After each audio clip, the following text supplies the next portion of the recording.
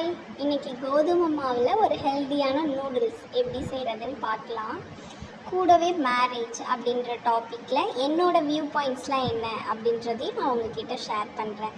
ஜென்ரலாக நம்ம மேரேஜ் அப்படின்னு எடுத்துக்கிட்டால் பொண்ணுங்களோட சஃபரிங்ஸ் பற்றி மட்டுமே நிறையா பேசுகிறோம்.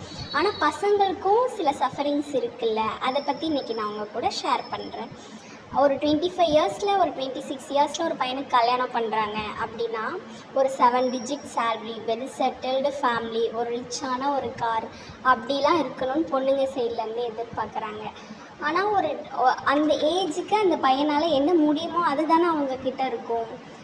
பொண்ணுங்க எப்படி வீட்டில் வேலை பார்க்குறதுக்குன்னு ஒரு மெஷின் இல்லையோ, அதே மாதிரி பசங்களும் மணி ஏர்ன் பண்ணுறதுக்கு ஃபினான்ஷியலாக அதுக்கு மட்டுமே அவங்களையும் ஒரு மெஷினாக பார்க்கக்கூடாதுல்ல.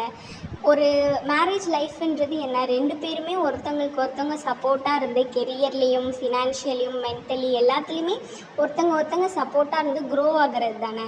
அது இப்போ எல்லாருமே ஒரு பிஸ்னஸ் டீல் மாதிரி, இந்த ஜென்ரேஷன் இல்லை, நம்ம அம்மா அவங்க தாத்தா பாட்டி அந்த காலத்துலேருந்தே அந்த ஒரு மேரேஜ் அப்படின்றது ஏதோ ஒரு பிஸ்னஸ் டீலை முடிக்க போகிற மாதிரி எல்லாத்தையுமே நம்ம ஃபினான்ஷியலாகவே கேஸ்ட்டு ஃபினான்ஷியல் ஃபஸ்ட்டு நம்ம அதை தான் பார்க்குறோம். அதுக்கப்புறமே பொண்ணுக்கும் பையனுக்கும் ஒத்து போகுதா அப்படின்றதே நம்ம லாஸ்ட் வரையும் யாருமே கன்சிடர் பண்ணுறதில்ல. ஓகே, அவங்க 2 பேத்துக்கு பிடிச்சிருக்கா, ஓகே பண்ணிடுறோம். அந்த மாதிரி ஃபினான்ஷியலாக எல்லாம் நமக்கு ஒத்து போச்சா, அவ்வளோதான் பண்ணிடுறோம், கமிட்டடாக அவ்வளோதான், அந்த மாதிரி எல்லாமே போயிட்டு இது எப்படி ஒரு ஹெல்த்தியான ஒரு ரிலேஷன்ஷிப்க்கு எப்படி கொண்டு போகும். நம்ம அம்மா அப்பா அவங்க தாத்தா பாட்டி காலத்தில் பிடிக்கலனாலும் அவங்க ரொம்ப சட்டிலாக அவங்களோட லைஃப்பை ஓட்டிகிட்டு இருந்தாங்க. ஆனால் இப்போ நல்லா எல்லாருமே பேச ஆரம்பிச்சிட்டோம்.